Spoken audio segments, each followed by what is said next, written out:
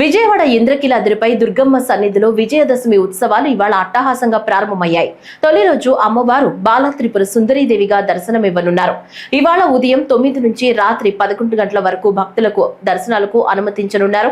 రేపటి నుంచి తెల్లవారుజామున 4 గంటల నుంచే భక్తులు అమ్మవారిని దర్శించుకునే అవకాశం కల్పించనున్నారు. నేటితో ప్రారంభమైన ఉత్సవాలు అక్టోబర్ 2 వరకు కొనసాగనున్నాయి. ఈ వేడుకలకు తెలుగు రాష్ట్రాలతో పాటు దేశ విదేశాల నుంచి కనీసం 18 లక్షల మంది భక్తులు రావచ్చని అధికారులు అంచనా వేస్తున్నారు. 11 రోజుల్లో మొత్తం 11 రూపాల్లో విజయవాడ కనకదుర్గమ్మ దర్శనమిస్తారు. అయితే భక్తులకు ఎలాంటి అసౌకర్యం కలగకుండా అధికారులు ఇప్పటికే అన్ని ఏర్పాట్లు పూర్తి చేశారు.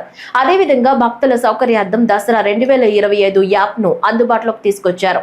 మూలా నక్షత్రం సందర్భంగా సెప్టెంబర్ 29న సోమవారం సరస్వతీదేవి రూపంలో దర్శనమిచ్చే అమ్మవారిని సీఎం చంద్రబాబు సతీ సమేతంగా దర్శించుకుని ప్రభుత్వం తరపున పట్టు వస్త్రాలు సమర్పించనున్నారు.